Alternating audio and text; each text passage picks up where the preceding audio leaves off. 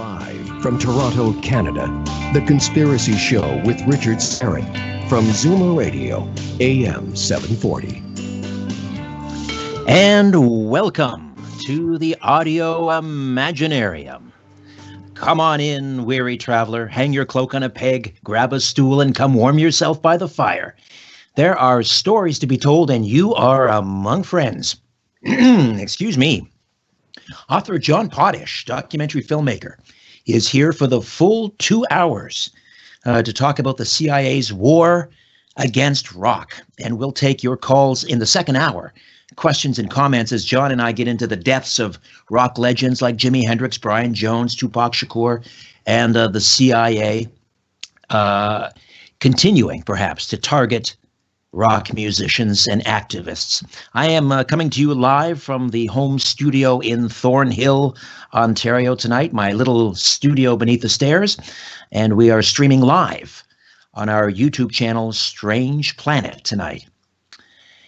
So, John is here to tell us how U.S. intelligence agencies have used drugs to manipulate and ruin the lives of leftist leaders and musicians, including Mick Jagger, Jimi Hendrix, Kurt Cobain, Tupac Shakur. Based on his research, John asserts that the U.S. government has had a long-standing practice of importing illegal drugs into the country for the purpose of both generating profit and as a nefarious means of controlling society. And to that end, he laments that widespread drug abuse and addiction has, over the years, been used by the powers that be to disrupt and diminish social movements which would threaten their control over the populace. John has been featured on C-SPAN's American History TV and has been interviewed on dozens of radio stations around the United States and abroad. His work has also been published in the Baltimore Chronicle, the City Paper, Covert Action Quarterly, Rock Creek Free Press, and Z Magazine.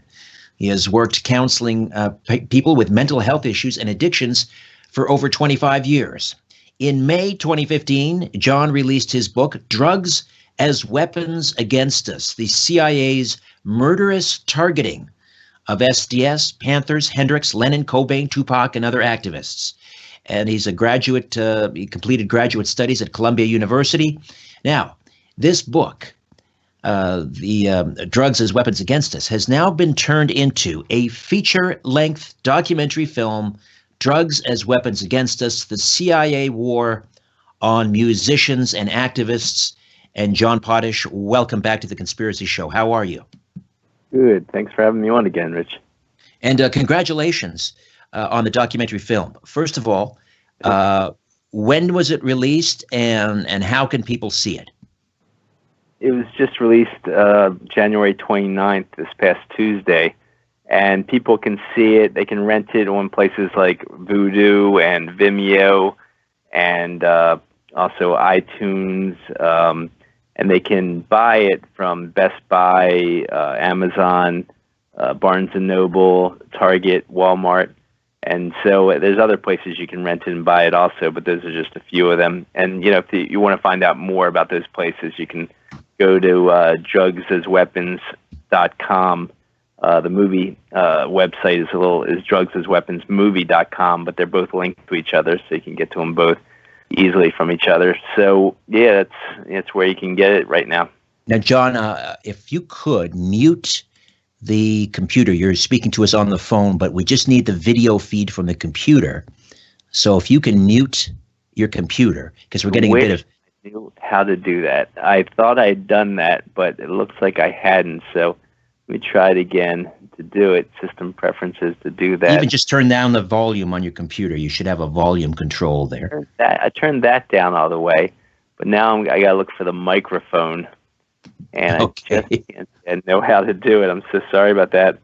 I thought I'd done it in advance, and obviously it didn't. Yeah, we're getting a heck of a reverb there. Are you getting that reverb back in studio, Ian? And okay, yeah. So I have that turned off. I thought I had it turned off. Apparently no. Apparently, it's sounding fine on the feed. It might be it might be on my end. All right, okay. So let's soldier forward. Better on your end, though. No, it's fine as long as the folks on the radio can hear it. It's all good. All right, so let me ask you about the making of the film, because it's based on the book. Is there anything new in the film that's not in the book? Yeah, there is some new stuff. Well, I mean, it's just great to get some people talking, about what I presented in the book. But some of the new stuff includes, I got footage of Wouter Basson, the head of chemical and biological warfare for South Africa when it was under apartheid, admitting that he had been working with Porton Down and Fort Detrick, the two chemical warfare laboratories for England and the United States. So that's new. There's some other new stuff about related to just eyewitness accounts of what happened to Robert F. Kennedy, and saying that a journalist, for example, saying, I saw him no closer than 2 to 3 feet, Sirhan, and I saw a guard take out his gun and shoot right behind, to the right and behind of Robert, F. Kennedy when he was assassinated. And so just getting some of that kind of direct coverage is new. There's some other new stuff. I also found footage of one of the former president of the American Pathologist Association, Cyril Wecht, saying that he thinks that Kurt Cobain's murder was a staged suicide. It was a murder that made it look like a suicide. And he said that for local Pittsburgh news station, and he's been on every major news program in the country. He's about in his early 80s now, but he's very well known in the United States, Cyril Wecht. So things like that are just some new stuff that I found after I wrote the book. Yeah. Well, since the book came out in 2015, of course, we've lost some other great musicians, people like Chester Bennington from Linkin Park, and Chris Cornell from Audio Slave. I don't know if they're included in the film, but would you group those in sort of under the suspicious category, even though they were supposedly suicides? Well, I would, just because I heard some of the activist work they were doing. I heard a little bit more about their past, but I couldn't put them in the film because I just hadn't done enough research on them to be conclusive enough. And the book is over 400 pages long, and so in the film can only be to be 2 hours length, it's got to be about 60 pages, of dialogue. And so I really couldn't go over that. So it's hard to put, new people like that in the film when I have enough stuff on who I have in the film already. Of course. Well, perhaps there'll be a volume 2. Let's go back. I mean, the film begins, as does the book, talking about really the opium trade. Take us back to, I guess we're talking mid-1800s, right? Yeah. So yes, right. So it built up, that opium trade built up to the point where it was huge in the mid-1800s, but China could not deal with it anymore and did not want all that illegal opium trading going on in its country, because it saw its populace getting addicted, nationwide, and so it tried to ban the opium trade. And so England fought 2 wars on behalf of the opium traders, and China lost those wars. And so those kinds of wars, drug wars and opium wars, you could see later, well, and to today, basically, over Vietnam and over Afghanistan, which Vietnam being the Golden Triangle for opium, which overlaps a section of China also, and Afghanistan being the Golden Crescent for opium fields, for poppy fields that produce opium. And so, those are America's 2 longest wars, and it's no coincidence that they were in the 2 best regions for growing poppies that produce opium and heroin. And so I show the evidence of why that is, and how basically they were fighting over these great resources for the opium that you can turn into heroin, to sedate and divide the masses. And that's actually a quote from former U.S. Attorney Ramsey Clark, who, when I asked him about what he thinks drugs are used for by our government, he says to sedate and divide the masses. So that's the basic theme of the book. But basically, I show the evidence of how several families, a number of basically intermarried families, were involved in the opium trade with the British East India Company, and that goes from the 1700s onwards. But they rose up. It was the Russells, the Pierponts, the Lowes, the Cabots, and they were all intermarried. The Russells were the biggest opium traders, but a number of these families were into opium trading and made huge amounts of money with it, and then started the Ivy League colleges with that money. So I show New York Times bestselling author James Bradley in the film, and so that's also some new stuff because he says he covers the fact he had written the book Flags of Our Fathers, which was made into a Clint Eastwood movie, and his next book after that was called The Imperial Cruise, and the Imperial Cruise documents how basically most of the Ivy League colleges were founded by families who made their riches in opium money, and so a lot of the secret societies like Skull and Bones, and there's a secret society in each Ivy League college, like Harvard had the Porcelain Club. And so in the secret societies, they would bestow each member, and at the Skull and Bones, for example, is the equivalent of about $220,000 when they graduated. So they started off incredibly, wealthy when they graduated, and then they rose up in society even more with all their connections to, basically have very high positions in our society. The Bushes graduated from, Skull and Bones, Yale and Skull and Bones, a number of them. The Pierponts, with John Pierpont Morgan, J.P. Morgan, and a number of the Rockefellers also. And so I just traced how that led. And HSBC is actually the third largest bank in the world, and J.P. Morgan Chase, started by the Rockefellers, and J.P. Morgan is the top bank in the world. So it just shows where what they rose up to and where that opium money led to for these people. And so, when the establishment decided to start targeting activists, musicians, and so forth, how does that connect to, let's say, opium or illicit drugs in general? Connect the dots for us. Sure. So when it came to the civil rights movement, for example, there was a number of ways that they were targeted. Well, one way was during the Vietnam War. When it started, you had whistleblowers like John Stockwell talk about how his fellow agents were flying out of Vietnam with loads of opium. And even Judy Woodruff of was it Face? I think it was Face the Nation.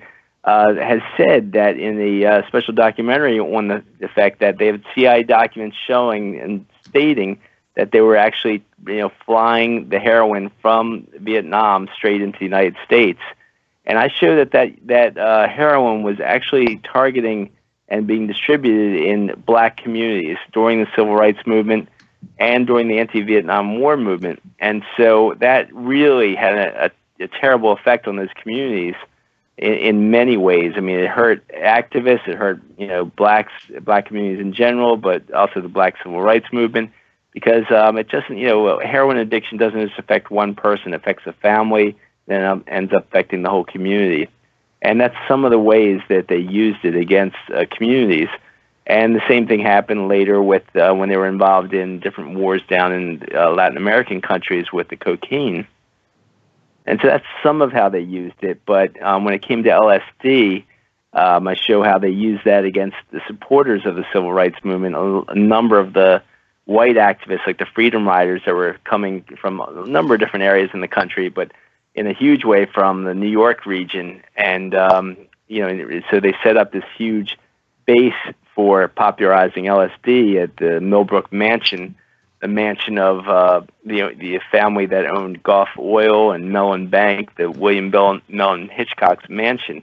And they set up former Professor Timothy Leary at that mansion and sent in a bunch of MKUltra scientists to basically try out different psychedelics on loads of people that were drawn up there, or lured up there.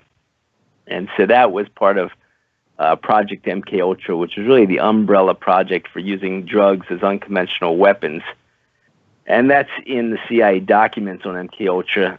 And one of the top drugs they were using was LSD, but they used 2 or 3 dozen different drugs they had tested on Edgewood Arsenal soldiers for this purpose. There was an incident in an idyllic little village in France, I believe, around 1951. I don't know if they aerosoled. No, did they put it in the bread supply?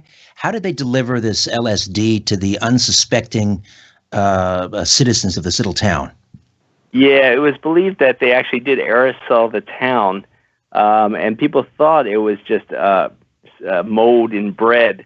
But they basically dosed much of the town with LSD, and the town kind of lost their minds, tripping so much on LSD. Yeah, that was a horrible incident. But they really had planned on trying to use aerosolized LSD on a number of leftist leaders. ABC News said they had a hit list of leftist leaders around the world to dose with LSD, and partly through aerosolizing it. But they tried to dose Che Guevara and Fidel Castro and Kwame Nkrumah, an African leader, and others that way. So they were really weaponizing it, LSD at that time. Sure. And the military had decided that LSD would be a great way imagine if you were to aerosol LSD and spray it over a battlefield and disorient the enemy combatants, or I guess what would they do? Just sort of lay down and start tripping out. Is that the idea? Well, that was one idea, but they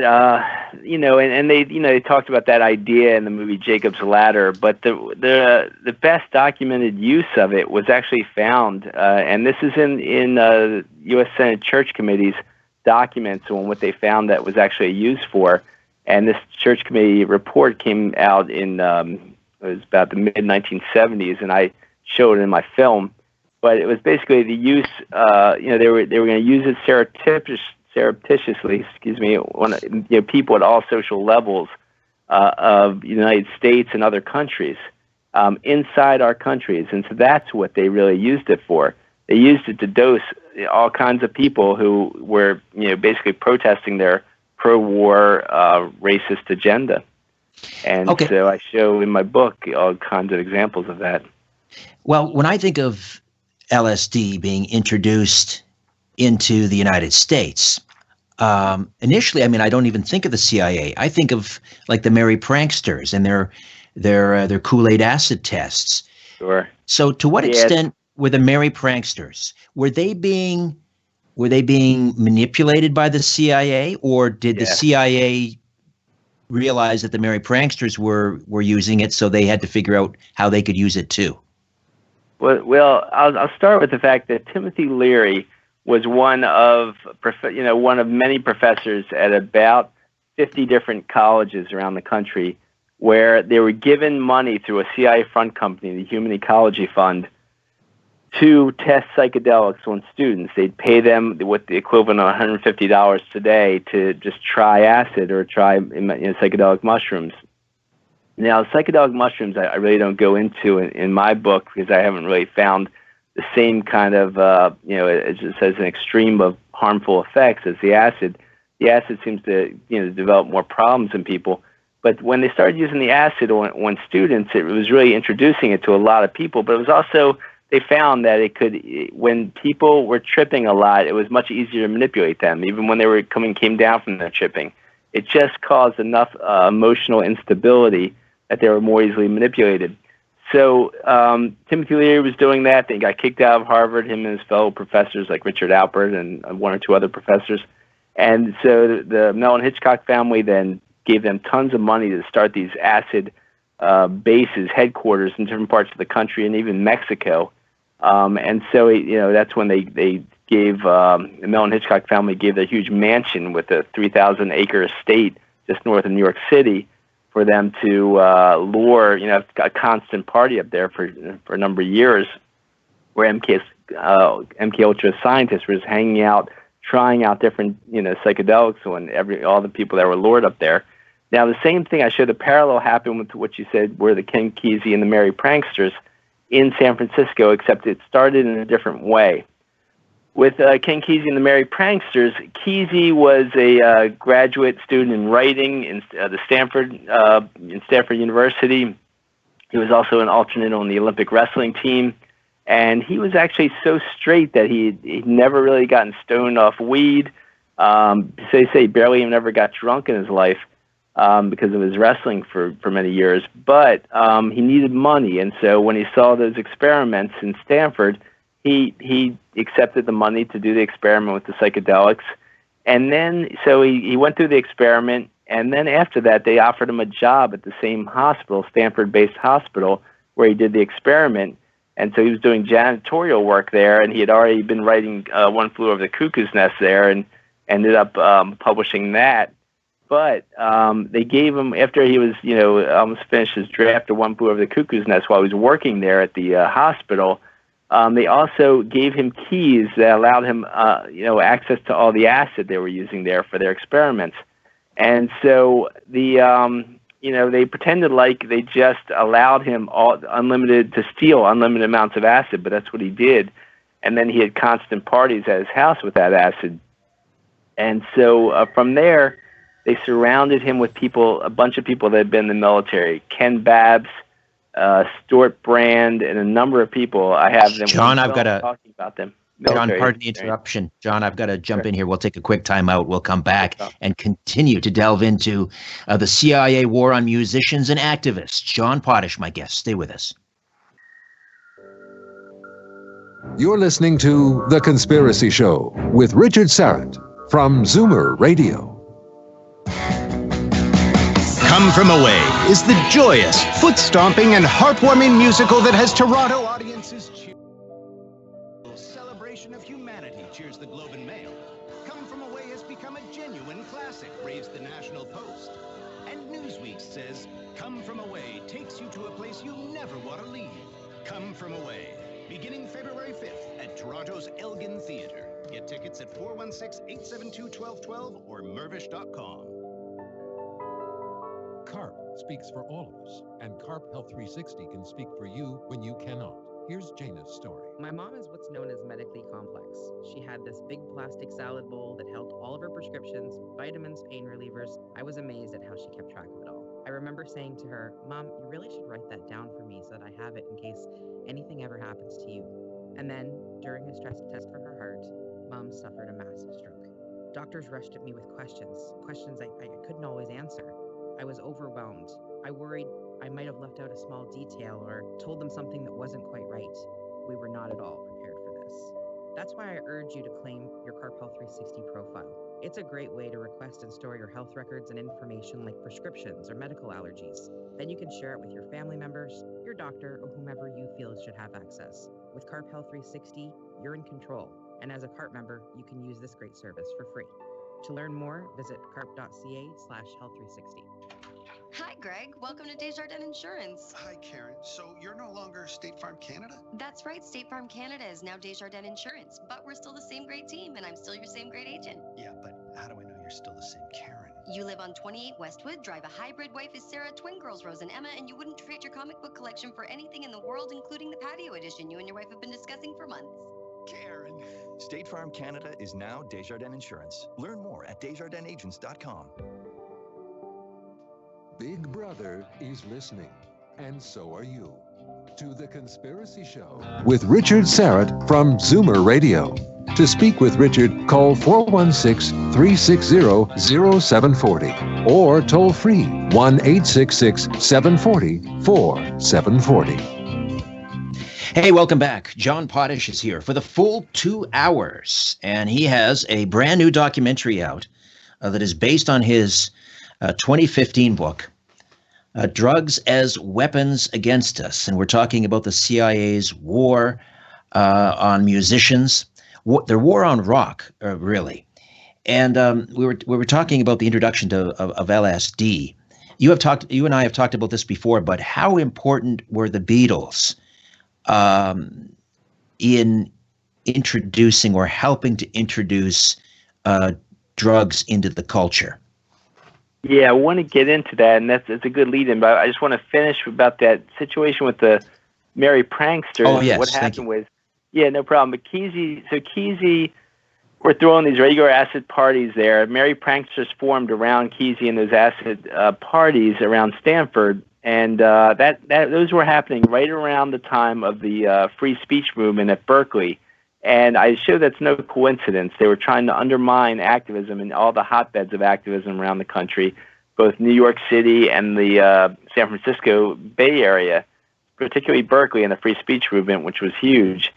And so a lot of those guys were civil rights activists also, as well as they started becoming anti-war activists, a year or two later. But this was all around about 1965 when the Vietnam War was getting much bigger. And so a bunch of people that were in the military surrounded Kesey. I have Stuart Brand talking about his role as second lieutenant in the military. He said how the second in command to Kesey with the Merry Pranksters, a guy named Ken Babbs, had been in Vietnam also, and how when Kesey, so Kesey basically started a bus ride from San Francisco to New York for the World's Fair. And it was like a psychedelic bus ride that was, promoting LSD all over the country. Now he was kind of talked into this idea, but he was, part of it and kind of led it. And so their route ended up being all through the Civil Rights South areas, and so they were actually introducing acid or trying to a number of black areas of the South. And then they end up in New York, and they go through Harlem with their psychedelic bus. And so right after the Harlem riots, the Harlem race riots or race rebellions, activists call them. So then they come back to the San Francisco Bay Area, and they start the acid tests. And the acid tests had the band The Grateful Dead play for them, and each one became larger. The second one became larger, larger than the first, and then the third larger than that. But sometime around the second or third acid test, Kesey said, I'm done with this. I don't want to promote acid anymore. I want to have a party where we say it's time for people to graduate from acid. But right after he announced that and said, let's do that, let's not tell people to graduate from acid, the police come and arrest him. And I show that there was no coincidence, because once he was arrested and they kept him from leading the group, Ken Babbs ignores what he said he wanted to do and throws a much bigger acid test, and then throws what they call the Trips Festival with Stuart Brand, both fresh out of the military. And that's a giant acid test that where tons of people, all these acid tests, people would come and not automatically know that these vats of Kool-Aid had tons of LSD in them and were dosed involuntarily. Some people knew, but a lot of people didn't. But what was found out was the fact that a guy named John Gittinger was the top psychologist for MKUltra, CIA's MKUltra program, came with two other CIA scientists to a number of those acid tests and described how two more MKUltra operatives were also with them at the Trips Festival. And so it was loaded with some of these MKUltra agents undercover, and I argue that it's because they were directing these operations, and show the evidence of that. But so when the Beatles rose up, in 1965, the deputy director of MKUltra, Robert Lashbrook, came over to London, and A.E. Hotchner, Ernest Hemingway's longtime editor, said in his excellent book about the Rolling Stones, a book called Blown Away, he said that Lashbrook came over to London in 65 with loads of agents, loads of money, and loads of LSD. And he directed his agents to get the LSD in as many musicians' hands as possible. And so I argue that the reason for that was to get these musicians to inadvertently promote acid and really divert the anti-war movement and the civil rights movement. All these young people that were getting involved in this activism, once they got to tripping and doing lots of drugs, they were just diverted from their best work. And often some dropped out, some continued it, but it was hard to do it as well when you were kind of emotionally kind of destabilized by all the drug use. Couldn't John, one argue that LSD actually did more to sort of awaken people to what was going on, a lot of bands became political, you could argue, as a result of maybe doing their first LSD hit. Before that, they were singing Love Me Do, and then all of a sudden along comes this whole psychedelic movement, and then they start talking about, no more war. So couldn't it have had the opposite effect? Well, that's what they want us to think, and that's what I thought for many years. But when I went to the quotes of people like John Lennon and even Brian Jones of the Rolling Stones and Mick Jagger of the Rolling Stones, a lot of these guys they said we were political before any of the drugs, and we were against the war from day one. And and what happened was that they knew that, and they studied these musicians who's at the top. And so what they found from their own studies on acid, testing on people for years, they tested throughout the 1950s and early 1960s before they operationally used it against these musicians. And the reason is because they found it actually hurt their best abilities to become activists. And it was more the movements that politicized the musicians. It wasn't the acid that politicized them.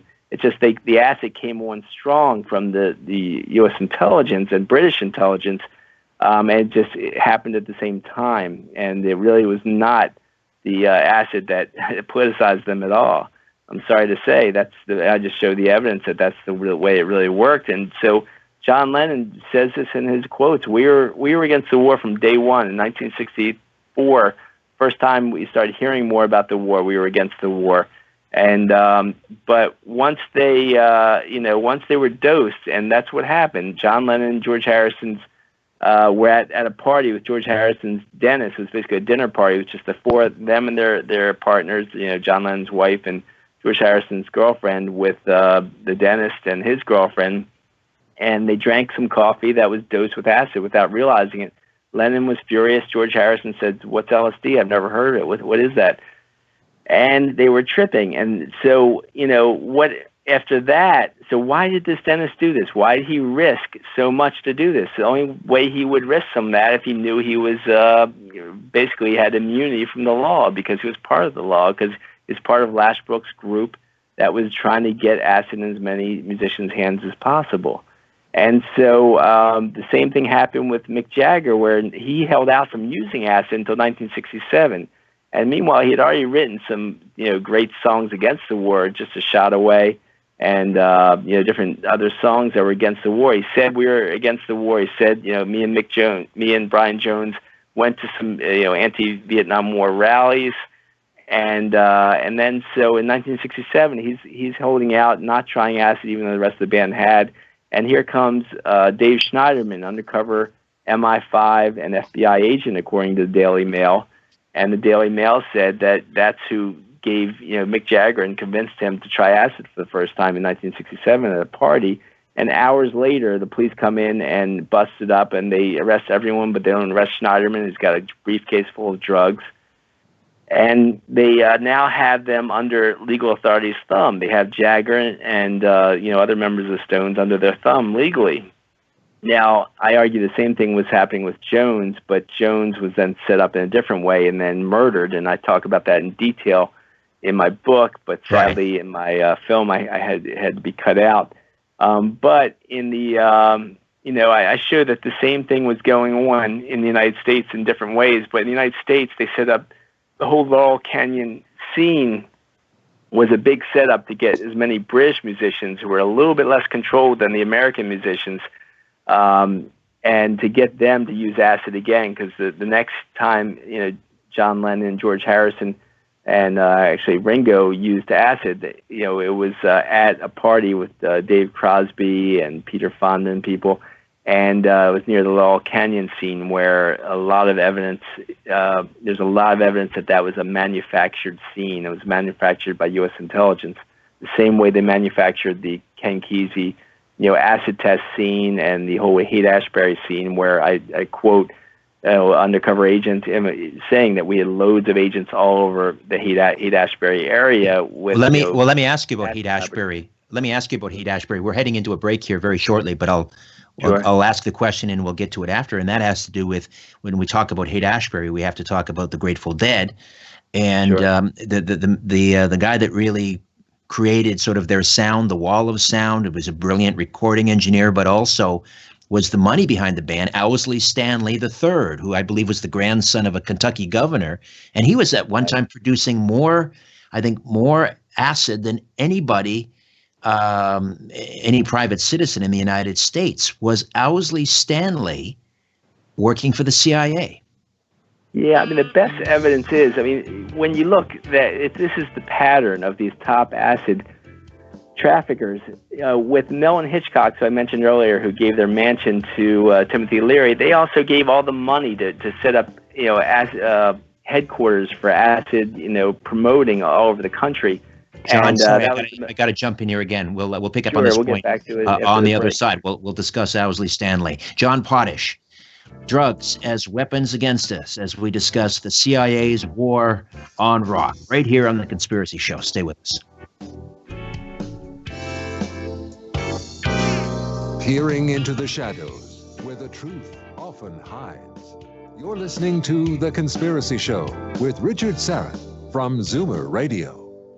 It's day 4 of our small ship cruise. Venice has bid us farewell, and we're now at the first of 3 ports in Croatia. Don't know if you heard the news, but the good people at YouTube arbitrarily decided to demonetize my YouTube channel, Strange Planet.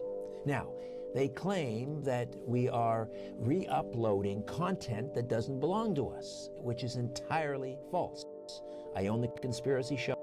Of course, I own Conspiracy Unlimited, and I own the Rock and Roll Twilight Zone. And all of those and this radio show can be found on the YouTube channel. Now, we are reapplying for reinstatement in about 30 days. I'm not sure if we'll prevail. Something tells me we won't. It seems as if YouTube is targeting programs like mine. However, I need now your support more than ever. We've taken a big financial hit by losing the monetization on YouTube. So now I need your help more than ever. I hope you'll consider becoming an official supporter of The Conspiracy Show, the YouTube channel, and my podcast, Conspiracy Unlimited. Here's what you need to do. Go to patreon.com/Strange Planet. Patreon.com/Strange Planet. And consider donating $50 a month, $20 a month, $10 a month, or whatever you feel comfortable giving. Thank you so much. I've never needed you more. Henley's back, and he's got company. Mississauga's Living Arts Center presents Ben Heppner with the Toronto Mass Choir. One of the world's leading dramatic tenors is joined by Canada's premier gospel choir in a celebration of traditional and contemporary gospel music with a fresh twist of reggae, calypso, and jazz. Ben Heppner and the Toronto Mass Choir. Oh, happy day. Saturday, February 16th at 8 p.m. For tickets, call 905-306-6000 or go to livingartscenter.ca. Where there's smoke, there's The Conspiracy Show with Richard Syrett from Zoomer Radio. Welcome back. John Potash stays with us. A brand new documentary now available, Drugs as Weapons Against Us. And we're talking about the CIA's war on musicians and activists. And John, once again, how do people see this terrific documentary? Yeah, thanks. So you can see a trailer and where you can rent it, and or buy it at drugsasweapons.com, and that's got a link for more details on the movie at which is also at drugsasweaponsmovie.com. So I was thanks, Rich. I was talking about you had asked about Augustus Owsley Stanley III, commonly known as Owsley, and I was comparing it to the Mellon Hitchcock family that had launched Timothy Leary and set up these bases for the psychedelic foundation all over the country. And so the Mellon Hitchcocks, as I said before, they own Mellon Bank, they own Gulf Oil, but they also had a number of members in the highest levels of U.S. intelligence at one time. And so they were intimately connected with U.S. intelligence, and they were surely promoting, the CIA's Project MKUltra, which had 199 sub-projects. And so with Stanley, as you said, he came from Kentucky, where his family had been governor, had been a senator. A whole county was named Owsley County after his family. And so here he is. He's partnered up with his girlfriend, is Mary Cargill. Now, the Cargill chemical company is the largest privately owned company in the country. So it's the ultra rich are basically behind this acid, and they also have intelligence connections. And so yes, Owsley is the biggest supplier of acid, but I also interviewed Hank Harrison for about 2 hours, and he was the original manager of the Grateful Dead, and so he was their first manager, and he said he fought with Owsley over the direction of the Dead, because Owsley, he said, was incredibly right-wing politically, whereas Harrison said he was much more left-wing and aligned with great leftist organizers like Saul Alinsky, people like that. And so he lost to Owsley, and Owsley and his right-wing politics and his incredible amounts of money and incredible amounts of drugs won out, of course, because Harrison said he was also into tempering the amount of drug use. But so that was what was behind the Grateful Dead, sadly enough. Now, it's interesting, before I was talking about the situation with Lennon, and Lennon being manipulated by tons of people around him to try acid again, even though he had a bad experience when he was dosed the first time. And so after he tried it again, he thought, okay, maybe it's not that bad, and he used it a lot more, obviously. But George Harrison stopped completely in 1967, so he's never using it again. But people around them convinced Lennon and Harrison and the rest of the Beatles to launch kind of promotion for acid with a Magical Mystery Tour, which shows them on a bus in their on the album cover, and that bus, and people kind of knew, was supposed to represent the bus of the Merry Pranksters touring, going across the country. And of course, the Who had their Magic Bus song, and they ended up all promoting that kind of acid celebration, sadly enough. And the reason was, I argue, was to promote it to the movement in general, because the Students for Democratic Society was the largest anti-war movement in the country's ever seen. It was growing each year to the point that by 1969 it was 100,000 strong. They were also very, very involved in the civil rights movement, and first they were involved as freedom riders, went down south, to help the Martin Luther King and his work, and Student Nonviolent Coordinating Committee they were a big part of. This committee on racial equality was a big anti-war group that overlapped the members of Students for Democratic Society. But spreading acid and promoting it like crazy was partially to promote it to this idealistic youth and to divert them from their best work. You could argue, let's go back to the Grateful Dead for a moment. Without LSD, there probably wouldn't have been a Grateful Dead. I mean, they started off playing in a pizza parlor. They were I think they were called the Warlocks. Without that infusion, without LSD, there's no psychedelic movement. I mean, as I'm a fan of that particular genre of music. I mean, perhaps the origins are rather. I liked it a lot too, and I only started disliking it when I researched so much for all this. And just because that, yes, the psychedelic sound was fine and good, but you also had U.S. intelligence. They actually, Rolling Stone said that they were known for their incredible sound, and their sound, U.S. intelligence, is decades in front of the rest of society. I mean, they have technology that they don't release the rest of society for 20 or 30 years, and that's the way it works. I mean, I do counseling in the Baltimore, Washington area, and by having done that for decades, I've talked to people that are in U.S. intelligence have, conveyed this stuff to me about the way they keep technology from the rest of society for decades. And so intelligence gave them this incredible sound. Not that it couldn't have been good anyway, but it really made them stand out more than other bands. And I just argue that a lot of that's part of how they got so big. I mean, the first acid test that they played at, there was very few people there. It was really the only people there were the pranksters. And then, with a huge promotion, it got bigger and bigger, each acid test. But that was their start. And so, it's that's the way it happens with a lot of these bands is with the ones that will promote the drugs get the huge promotion. And a lot of that huge promotion is, they call it, in the PR industry, they call it AstroTurf campaigns, meaning fake grassroots. So what looks like grassroots promotion is actually coming from big money and made to look underground or grassroots. And so they rise up quickly, and there you go.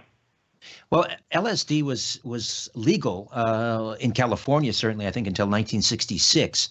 If the plan was to get an entire generation and the whole anti-war movement on LSD, why wouldn't they have maneuvered the elections and so forth in order to prevent LSD from becoming illegal? Do you know what I mean? Like, let's keep it legal, make it more accessible.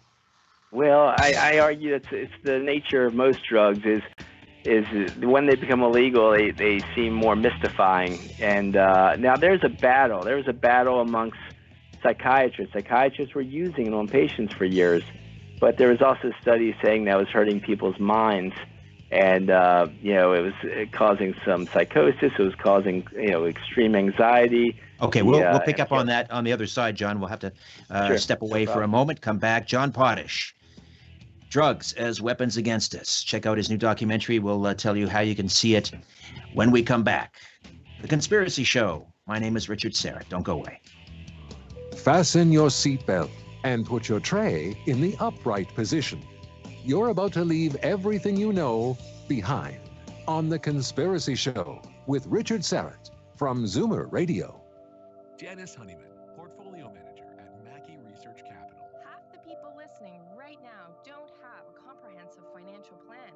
And I ask what you're waiting for? To the other half that do, if your plan involves taking big risks, that's not investing, that's gambling. But if you want an achievable financial plan and someone to help you grow your portfolio at a decent clip while also protecting to the downside, then I would love to hear from you. Retire without worry. Go to JaniceHoneyman.com. Cottagers and Indians at Tarragon Theater, backed by popular demand. In this entertaining play by Ojibwe Drew Hayden Taylor, stakes are high as conflicts between First Nations and cottage owners rise over the planting of wild rice in the lake they share. A story based on current events, without heroes or villains, only people trying to look after their families. Cottagers and Indians returns to Tarragon Theater starting February 5th. Order tickets from $22 at tarragontheater.com. Well, what do you think? That's it? What do you mean? It should be bigger. But I paid so much money. It's a really small unit. Size matters. Get bigger square footage, a smaller mortgage, and a huge package of new incentives at the Bear Creek Ridge condo event in Barrie, Saturday, February 16th. A 3-bedroom in the GTA costs between $1 and $2 million. Our 3-bedroom around $500,000 and $1,000 down on signing. It pays to leave the GTA. Plan your exit strategy today at bearcreekridge.ca. Join us for new episodes of Just Like Mom and Dad on Yes TV. Just Like Mom and Dad is Canada's new favorite game show. The show where we see just how well kids and parents really know each other. For a chance at the ultimate spin and the ultimate win. Does your mom embarrass you often? Sometimes. Missed an episode? No problem. Stream episodes on demand at yestv.com/JLMAD. Let's play Just Like Mom and Dad. Just Like Mom and Dad. Back-to-back episodes Saturdays at 8 on Yes TV and streaming on demand at yestv.com. Providing the evidence and letting you draw your own conclusions. This is The Conspiracy Show with Richard Syrett on Zoomer Radio. Drugs as Weapons Against Us, the documentary. Again, John, tell us how we can see it. Yeah, you can you can find all the places it's for sale and for rent. Places like Voodoo.com, Vimeo, iTunes, places Microsoft, Xbox, places like that. It's for sale on Amazon, Barnes and Noble, Best Buy. Walmart and Target even sell it, and you can find these places on drugsasweapons.com. So I was getting into the we were talking about the legalization and criminalization of LSD, and I'll just say that in the early to mid 70s, top trafficker for LSD in the world, a guy named Ronald Stark, was kind of arrested by Italian police, and top investigator of his huge network of acid trafficking, Dick Lee, found that in Britain alone, in just 3 years, he had manufactured and sold over 100 million hits of LSD, his network, Ron Stark. And so the first Italian judge that presided over his case was murdered. The second judge that presided over his case let him go, saying that he had offered enough proofs that he had been working for the Secret Services and U.S. intelligence since 1960, and he couldn't hold him any longer. And an Italian parliamentary commission said that, yes, Ron Stark was working for U.S. intelligence, his entire career, it appeared, and had acid laboratories and acid networks, trafficking acid in at least 3 different continents. And so that they were getting it all over the place. So legal or not legal didn't matter. But it being illegal did seem to make it more alluring. But at the same time, it might have been criminalized by some scientists who just said, this is causing problems in people. Now, was the pure LSD itself causing problems in people? I'm not 100% positive, but the government study shows it was. At least a quarter of people, soldiers it was tested on, 19 years later said they were still having negative effects from the LSD they took 19 years before. But they do know that it was strychnine, rat poison was added to it and it was cut with strychnine for long periods of time, for decades, and still to today it's considered a major thing that LSD is cut with, according to the top sources on acid. And so when you take acid, there's a good chance you're also taking rat poison, and so that's doing something harmful to our brains. And so I just tried a half dozen hits myself in college, and I was very into activism in the beginning of college, but I thought I'd really damaged my mind with those half dozen hits, and so I just laid off, and it took a while. It took about a year and a half at least to get my grades back up, but I didn't think much of it. I still was so believing that acid was part of the 60s idealism, and I had a hard time accepting that it wasn't something somehow positive. And I was into the Grateful Dead and a lot of other bands. It took me a number of years of doing counseling with other people to hear all these other people's reports of the way it hurt them, including some clients who woke up each morning with such high anxiety they threw up. And they were people that were big on the Grateful Dead and followed the Grateful Dead and done loads of acid. So, it's just what I found the studies and everything else that support this. So how does this work? If a musician starts to get political and he's signed to a major label and he decides he wants his album or the band's album to feature a number of anti-war songs, for example, if we're talking about the Vietnam era, mm-hmm. And the R&R person or the producer says, no, I don't like that song or what have you, it still gets out there. I mean, there were protest songs that were very popular in the 1960s. I think of Sky Pilot, Eric Bird and the Animals, and I think of and that's great. There was great some great anti-war songs, but the way it tended to work is it was the movement the growing anti-war movement, which got so huge. As I said, 100,000 strong by 1969, just one group, Students for Democratic Society, and there were other groups that were against the Vietnam War that became so strong and became such a huge part of society that they pushed the music to catch up with them usually. And that's the way it always worked. The civil rights movement, the same way. They always said they had to push the musicians, and it's them doing their work on the streets that the musicians tried to catch up and catch on with that. Now, not that, they weren't, like people like John Lennon didn't say, well, we're against the war, but to actually get out there with all this, strong anti-war message in their songs, it was usually them catching up to the movement, not them leading the movement. Right. When it came to promoting the drugs, that was done in a pretty major way, in terms of having the stuff on the album covers and the songs and all that. And that was promoted more than the activist songs, in a major way. The drugs was always promoted war, and it was done by the assets of U.S. intelligence. So I have a whole section or two on the media in my book, but also in the film a bit, showing how the oligarchs basically own most of the media, and things about, of course, the Senate Church Committee found that well over 400 members of the media live dual lives and they work for the CIA, and those included virtually every head of every major media corporation.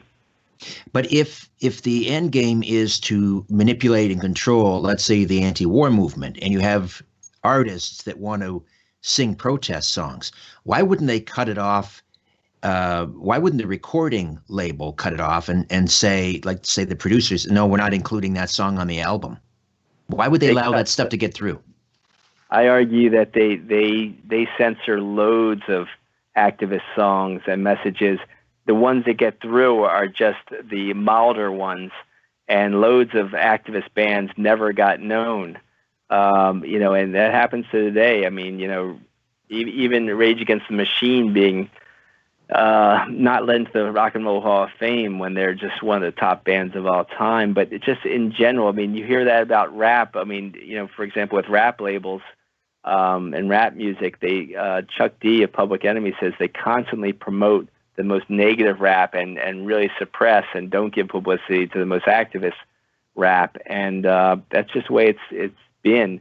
And the stuff that does get out is the stuff that barely ekes out, despite all the other activist bands not getting promoted and all the activist songs that were written that don't get out there. And so, you look at John Lennon's more activist time of his life, that stuff didn't get promoted anywhere near as much as his more, his drug songs with the Beatles. When we come back in the second hour, we'll get into the specific targeting of certain musicians, I guess, who went off script, who could no longer be controlled by management and so forth. Just in the couple of minutes that remain, or a minute here before we go into the break at the top of the hour, the music for your documentary was composed by Tupac's half-brother, was it not? Yeah, Mopreme Shakur. And he's got a great rap song in the documentary, which I'm really happy about. And Electric Cult Circus is a Columbus, Ohio band that did some great music throughout the film also, as well as another rapper named Trey D and Collective Flow. Did they compose that specifically for the documentary? No, they had already composed that music, but just fit very well with the documentary. But you got permission to use it, so they get rights for it. Yeah, sure. And did Tupac's stepbrother watch the film, and had he read the book prior to giving you permission to use the music? Yeah, he read the book, and then he's gotten the film since it's finally gotten produced. It just came out, of course, just a few days ago. Fantastic. All right. Well, when we come back, let's get into the targeting of specific musicians like Brian Jones, Jimi Hendrix, Janis Joplin, John Lennon, and much more. John Potash is with us, and the documentary is Drugs as Weapons Against Us, the CIA's war on musicians and activists. And we've got about a minute here, I guess. Once again, just tell us quickly how we can see the documentary. Sure. It's you could buy it either at Amazon or iTunes or Barnes & Noble or Best Buy or Walmart or Target, or you can rent it from Vudu or Vimeo or Microsoft Xbox or Google Play or YouTube rent of movies and places like that. And you can find these places easily at drugsasweapons.com. Excellent. Okay, John, stay with us. Back for hour two in a moment. The Conspiracy Show. My name is Richard Syrett.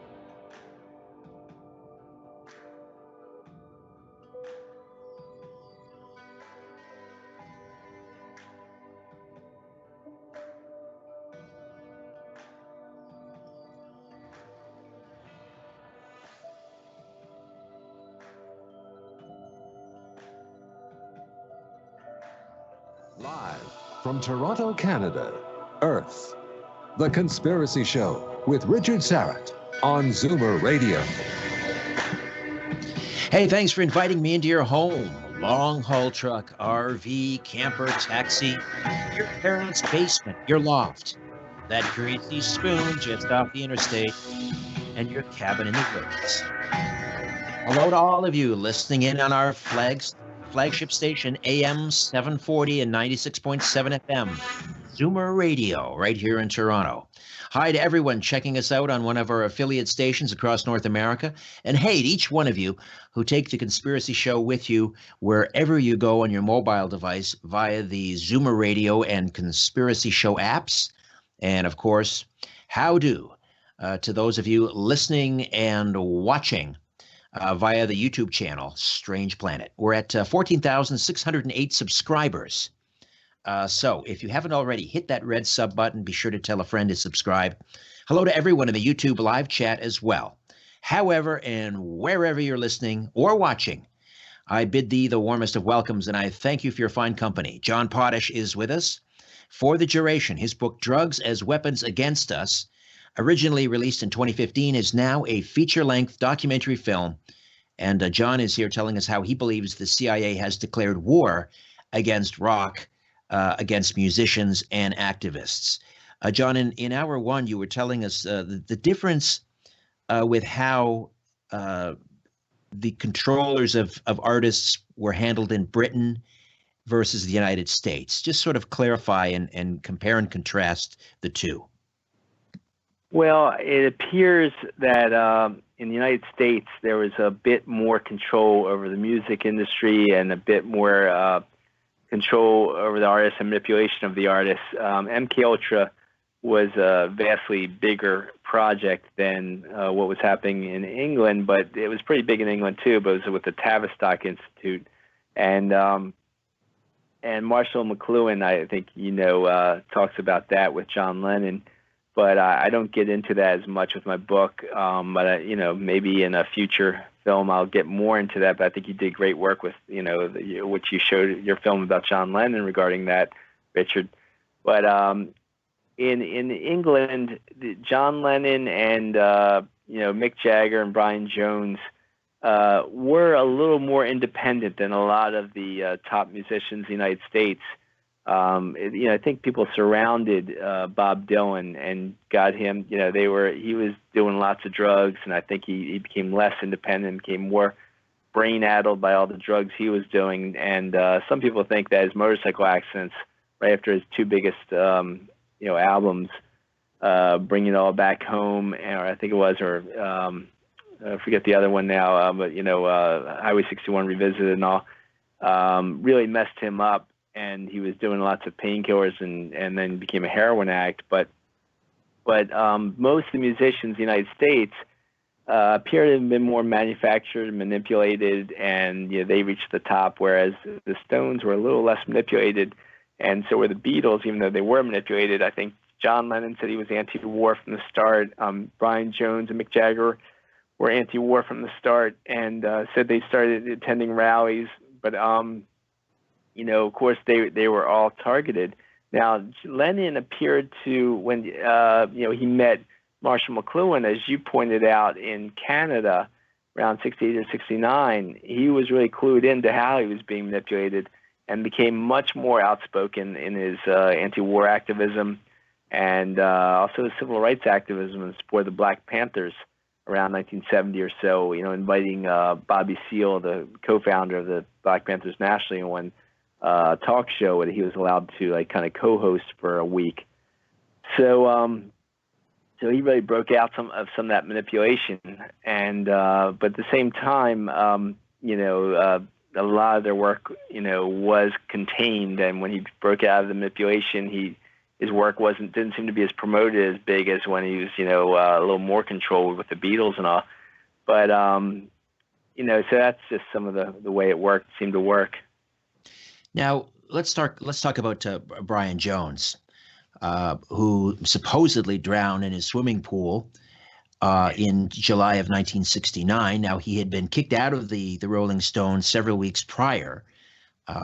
Keith and Mick traveled down to his estate and to let him know he was out of the band. Here's the founder of the Rolling Stones being fired from his own group, really. And then, of course, he shows up dead 2 weeks later. Now, he'd been let go because, by all accounts, he couldn't function in the studio anymore. He liked to drink and he liked to pop pills, by all accounts. So, but you argue that Brian Jones was targeted for assassination. Why? Yeah, he was really the founder of the Rolling Stones. He was the most talented musician in the Rolling Stones, by all accounts. And so, yeah, he was separated from the Stones through legal charges the same way they got Mick Jagger and Keith Richards under the thumb legally. That I argue they did the same thing to Brian Jones. And so they had to separate temporarily because they wouldn't give Brian Jones a visa to come to the United States when the Rolling Stones were doing their United States tour in 1969. Now, A.E. Hotchner wrote the oral history of the Rolling Stones with his book Blown Away. As I said, that was Hemingway's editor and is a great writer. And so Hotchner says, and is backed up by much evidence, that Jones sobered up. He was very anti-war and very activist. He called his friends Jimi Hendrix and John Lennon and said in 1969, "You want to form a new group?" And they tentatively said, "Yes, we'd like to form a group with you." And so that would have been an incredible activist supergroup because all three of them were into activism at that time, anti-war activism, civil rights activism, and all. And so it was just after that he got the tentative agreements from Hendrix and John Lennon to form the supergroup that he is drowned in his own swimming pool. And, they say he accidentally drowned, but Hotchner quotes eyewitnesses who said, we came back from getting something going from the town and came back to his house, and there was all of a sudden a party there when there wasn't supposed to be a party there at his house, and there was guards, people not letting us in the house, and we had to go around the back, and we spotted from the woods, someone getting drowned in the swimming pool by a few men, and somebody quickly, comes out of the bushes where we were and says, "You better get out of here, or you'll be next," and identifies this guy by name. He was a member of the Guinness beer family, actually. I forget his name off the top of my head, and so he quotes him, witnessing Jones being drowned by a few men. And so actually in the film, I had gotten footage, and sorry that this was a cut at the last minute. I had to cut out this Brian Jones section of it, but hopefully there's going to be a director's cut down the road where I can get it back in, where I have the Rolling Stones tour manager saying in one film in a documentary that one of the guys who actually drowned Brian Jones said on his deathbed, that he had helped kill Brian Jones. And so, he was murdered. And the fact that it was so covered up, it's just yet one more sign that, yes, this was an intelligence operation. Well, there was a theory that he was always arguing with the tradespeople. He had tradespeople at his house constantly renovating this sprawling estate that was once owned by the author of the Winnie the Pooh. Was it A.A. Milne? The A.A. Milne estate. The best account is that he couldn't get rid of them. These were people that he was trying to get rid of, and they would not leave his estate, and he couldn't get rid of them. And yes, the best evidence is that he couldn't get rid of them because they were hired to set things up for his murder. Do you think that that this was also a warning shot and a message being sent to Mick Jagger? Was he aware? Yeah. Was he aware of it? Yes, I definitely think it was a warning shot. I mean, Keith Richards said it was like JFK's assassination. You just couldn't get to the bottom of it. And he says Brian Jones was an excellent swimmer. He's seen him swim in waves up to here, like in terrible ocean, weather. He could swim anywhere. He was an incredible swimmer. And so it was definitely a warning because, there was an attempt there was death threats against Mick Jagger. There was, I argued that the Altamont scene, when I just examined it incredibly closely, it was a murder attempt. A guy actually, stepped up on that stage with a gun in his hand, and that's on footage. And as messed up as those Hell's Angels were, because they were incredibly messed up and they did horrible things, one of the guys was messed up and didn't realize he wasn't supposed to stop that murder attempt, but he did. He stopped that murder attempt, killed the guy who stepped up on the stage with a gun in his hand, and then he was later killed himself. But yeah, that was, there was death threats from other people. I mean, death threats from the head of the Oakland Hells Angels, who it was documented. Someone's actually said in court that we contracted the Hells Angels. This was a ATF agent, alcohol, tobacco, and firearms agent. That we contracted the head of the Oakland Hells Angels, Sonny Barger, to murder Eldridge Cleaver and Cesar Chavez, the head of the farm workers movement, the migrant farm workers movement. And so, it just shows that these guys were part of operations like that, to put some distance between the intelligence community and the actual assassinations. Now, Jimi Hendrix, an American artist, but he dies in England. In fact, he had to go to England in order to really become famous. He wasn't, he was hanging out in Greenwich Village. He wasn't really getting it done, but then he was discovered by I believe one of the Chaz Chandler from the Animals. Right. He took him over to England. They hooked up with, I think it was Kit Lambert, who was the Who's manager and or producer. And he really found his initial success in England. And of course, that's where he died in 1970. Now, and it's definitely part of the American racism that couldn't have him, be so famous here in the United States. But once he gets to England, he's recognized. I argue there's a bit less racism because of the history of England, and so he becomes a superstar incredibly quickly in England. And so Chaz Chandler couldn't even handle all the fame and touring that of all the people that wanted to book him. And into his life becomes Mike Jeffrey. And Mike Jeffrey is, he says he's former MI6, and, he worked for, the top biographies of Jimi Hendrix shows that Mike Jeffries had worked for military intelligence in Britain. And MI6 is the British version of the CIA. So Mike Jeffries showed all the evidence that he never really left the MI6, that he continued to work undercover for MI6, and proceeded to manipulate Hendrix's career in a huge way. Now, Hendrix was a superstar. He was incredibly talented. He was, obviously a musical genius. And so he pushes drugs on him like crazy. And so Hendrix started doing more and more drugs. But at the same time, there was a point where he just said, okay, well, I'm leaving acid out. I'm not trying any other drugs. He might have tried heroin. According to the top biographers, like Cesar and Glebic, he tried heroin once, he tried maybe cocaine once, didn't touch it again, didn't like it. And in 1968, he wasn't that political, but in 1968, when MLK was assassinated, he was really upset, and he started getting very political, and he started dedicating albums to the Black Panthers. He talked about them in interviews, and started developing anti-war projects. And his wife, his fiancee, Monica Danneman, documents that in her book, and says how Mike Jeffrey basically dosed his drink. I mean, Hendrix thought that Jeffrey dosed his drink with loads of acid right before a anti-war concert he was doing, and messed up his guitar playing because he hadn't done acid in a while. He had given up acid for a long time at that point. And another time planted drugs on him in an airport and got him in legal trouble with that. That was here in Toronto. That was here in Toronto. Yeah, right, exactly. Yeah. And he got off. I mean, he would have done a long stretch, probably 20 years, but he got off. They didn't find any drug, they didn't have any drug paraphernalia on him, but they found the drugs, but no drug paraphernalia. So Mike Jeffrey supposedly planted that. Yes, Hendrix thought that Jeffrey planted that on him to control him more.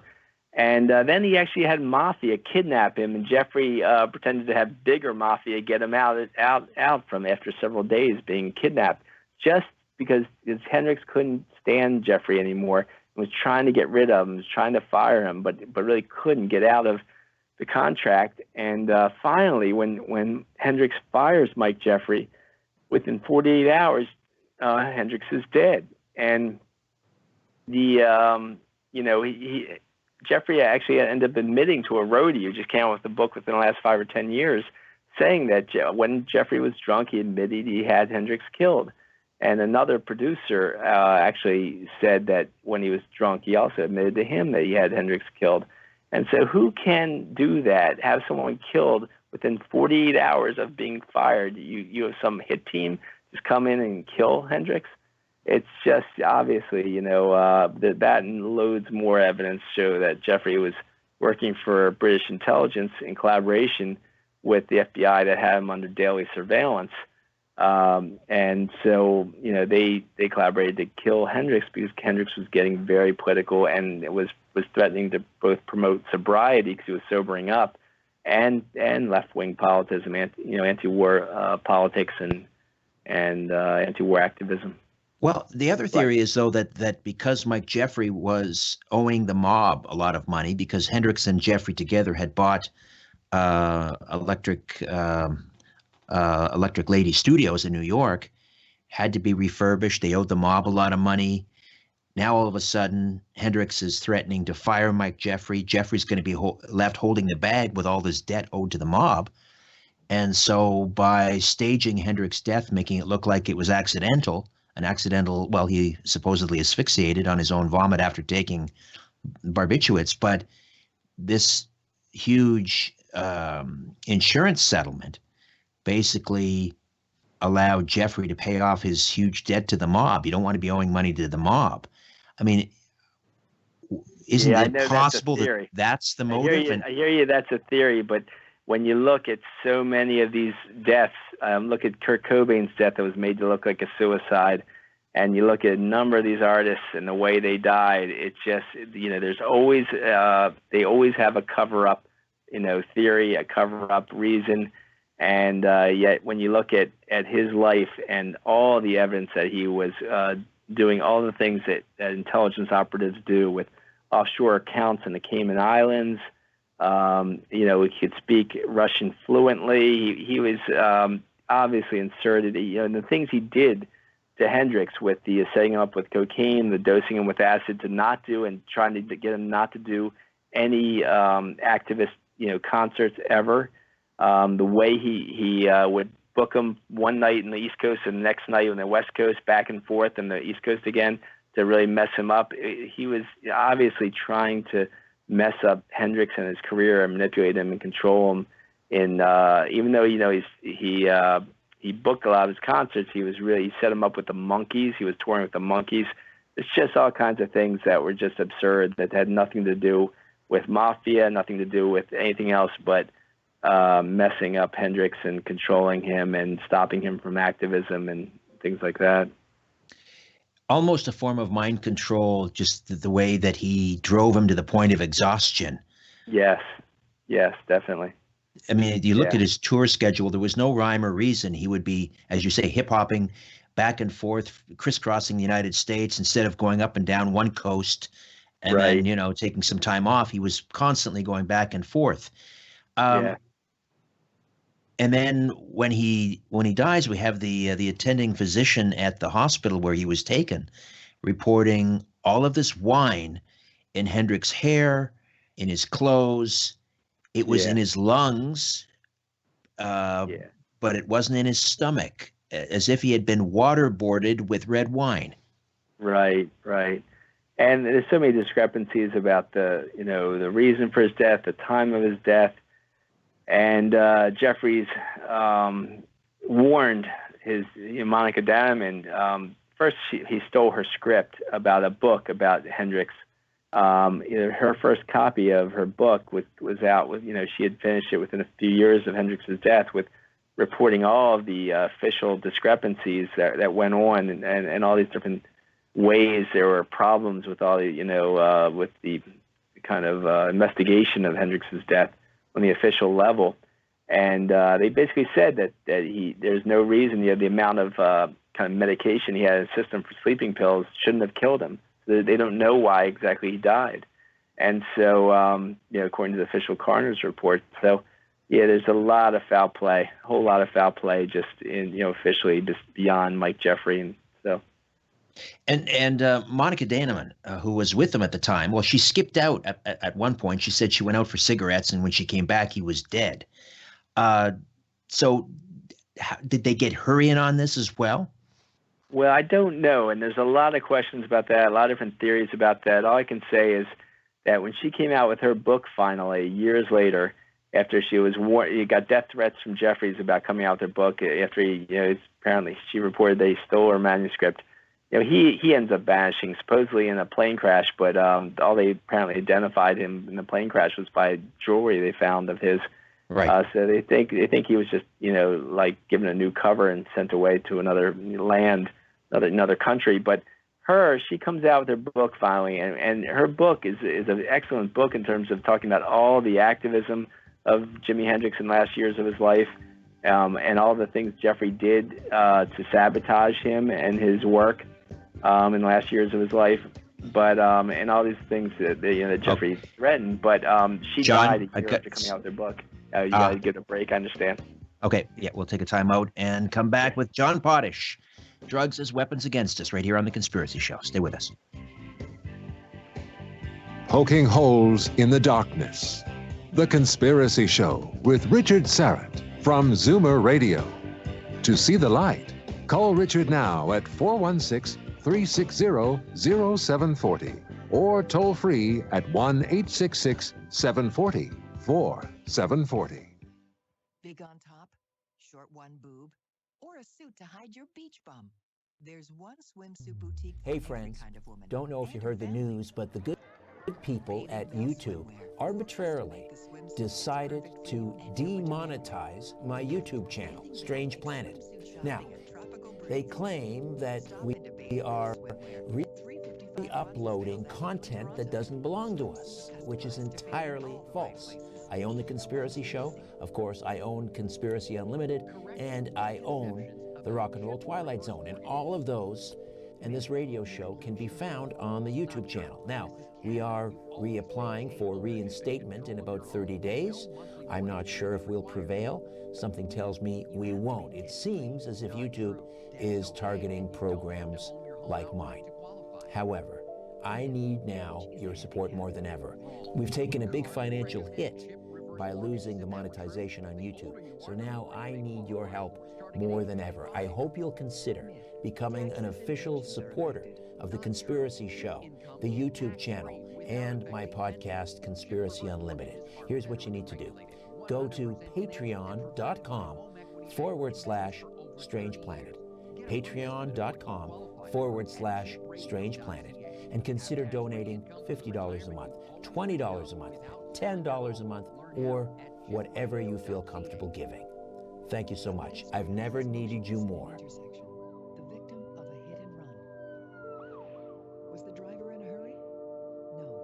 Was the driver blinded by sunlight? No. How about the road? Was it slippery? No. The driver was drunk. He's nursing a hangover. She never had a chance. Take a stand on drinking and driving. Don't do it. It's just common sense. A reminder from Zoomer Radio. This is no place for the naive or the faint-hearted. The Conspiracy Show with Richard Syrett from Zoomer Radio. And we are back with John Potash. Let's go to the phones. And Richard is joining us. Richard, where are you calling from? I'm from Mississauga. Hey, Richard. John, I have, good evening. I have two situations that I wanted to speak to you about that sort of work around the CIA and the theme of influential fathers. I've always found it quite comical that the CIA, one of the directors of what we would call the world's police force, his son was in a band called The Police, that being Stuart Copeland and Miles Copeland. Right. And I've often wondered if he ever used the band as a platform to ship things around the world or have roadies as operatives or things like that. Great question. And the other one that I considered, given how much CIA activity and drugs were involved in the Golden Triangle, it never really got much or as much as I would have thought in terms of exposure, and that Jim Morrison's father was an influential admiral in the Gulf of Tonkin and the Vietnam naval offensive.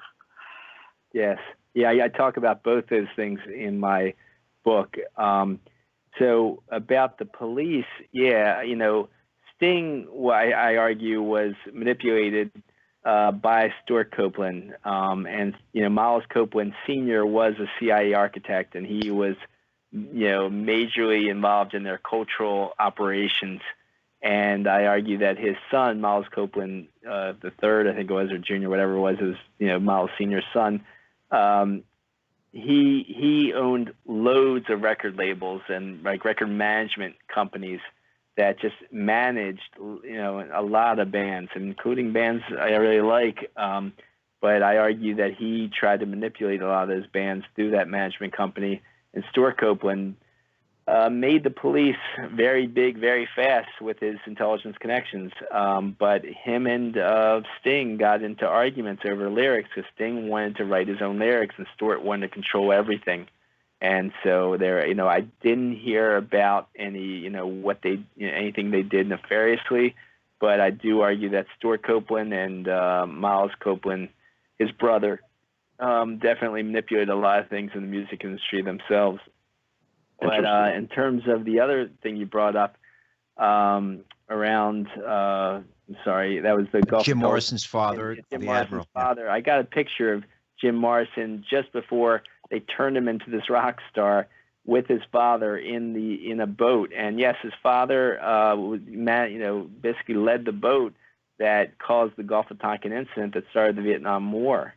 And everyone knows that was a set-up incident. It was a fake incident just to get into the Vietnam War.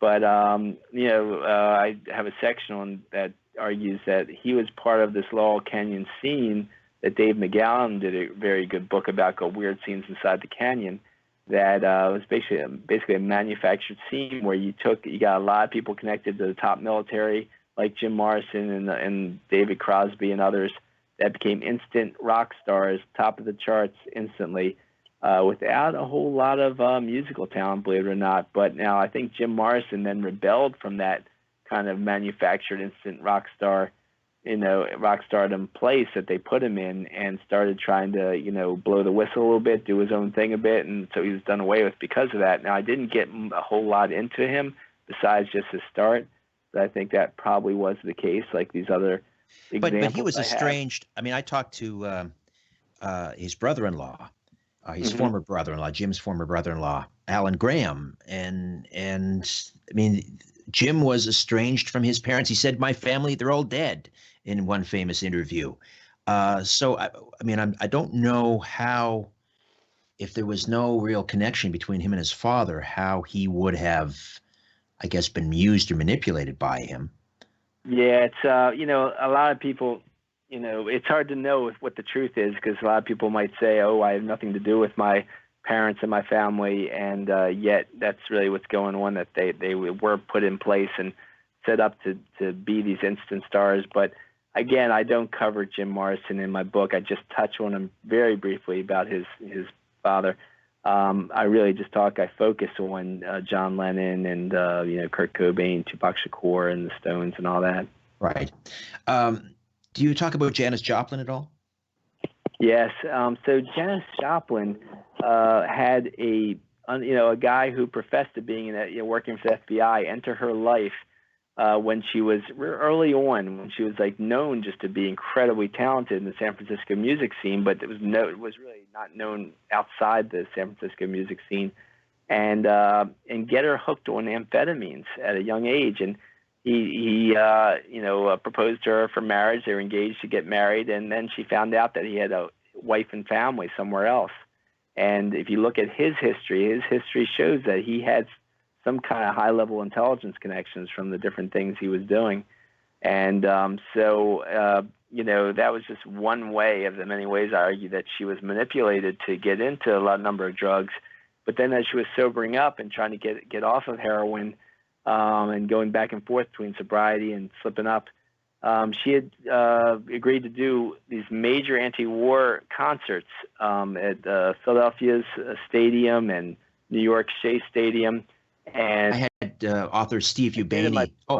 I did in my book actually, but not in the film. I couldn't, I just not enough time in the film. But in the book, I mean, this Colonel Tom Parker enters his life when he's 21 years old, gets him using speed and downers constantly, and then gets him into the drafted in the war. In the Korean War, and in '58 he's sent over to Germany, which has the height of MKUltra experiments and activity. And they said, John Lennon said that people asked him about what they thought about Elvis's death, and he said, to me, Elvis died when he entered the Vietnam War the Korean War in '58. After that, he was just like the Walking Dead, because Tom Parker completely controlled him thereafter and had surrounded him with people they called the Memphis Mafia. They completely, manipulated him. He wouldn't let him do a live show for about 10 years. Wouldn't, had him all do only canned movies. They wouldn't let him do A Star Is Born or West Side Story and all these other movie offers he got. And so he was controlled. And do you think, again, that do you think Parker was a CIA asset? Because, he does have a shady past. He killed a man in the Netherlands, came into the United States illegally, somehow got into the Army and assumed, he certainly wasn't named Colonel Tom Parker. He wasn't a colonel. He took the name. So as he was a colonel in the reserves. But in the reserves, that's where they get lots of special forces, what they call the Green Berets. And they use the reserves and the Green Berets for the assassination of Martin Luther King. So lots of operations, intelligence operations come out of, they use the people in the reserves for those operations. And he was a high-level colonel in the reserves, Army reserves. So, it's very interconnected with U.S. intelligence. And so I definitely believe, they had an FBI on Elvis as early as 1956. He was 21 or 22 years old. So, yes, they definitely were very concerned about Elvis controlling people's hearts and minds. And that's what that's about. That's what the CIA hopes to do. They know they can't control people physically because the oligarchs are so outnumbered. They're the less than 1% and we're the 99%. But they have to control our hearts and minds. And their intelligence documents say, and I quote them, I show them in my film and book, that to make people think they're acting in their own interest when they're really acting in the interest of the oligarchs. But then why build him up? They created him. Yes, he was a huge talent, but the machine got behind Elvis. They turned him into. He was already like a superstar at 21 years old. He was, loved all over the country at such an early age. He was like the first huge rock star. And so it's once he was already showing this huge, fame around the country, then they inserted this Colonel Tom Parker to then manipulate that fame and control that fame. So they didn't really, they controlled his trajectory from therein. And they wouldn't let him do a live show for 10 years. That's what, Parker wouldn't let him do a live show for 10 years. They sent him, in the height of his career, they sent him over to Germany for 2 years, in 1958. So he was massively controlled. He was already a star, and then they inserted someone in, and that was their pattern. These guys were already incredible, musicians or actors or singers, and someone's inserted into their life to control them. The same thing happened with Kurt Cobain. Nevermind was already rising up the charts, and everyone could tell it was in the underground before Nevermind. A lot of us who were into underground, this alternative scene, the punk scene, and all that, knew of Nirvana. We knew about Bleach. We, it was considered, this great new band with this, interesting new sound. And that wasn't a great album, but it was a very unique and interesting album. And we knew, everyone knew that Nirvana was a very talented band. But once Nevermind came out, it was, everyone knew they were going to be superstars because it was rising up the charts incredibly fast. And so into his life comes Courtney Love. And Courtney Love is supposedly dating Billy Corgan of the Smashing Pumpkins that night when she met him, and instantly leaves him and hooks on to Cobain, and show that Courtney Love's whole life was, bizarre. She was a drug addict and prostitute from a very early age. I show that in the film in a huge way, but in my book I go into much more detail of the. We'll pick up on the exploits of Courtney and Kurt when we come back. John Potash, my guest. Drugs as Weapons Against Us, the documentary. Back with more in a moment. Stay with us.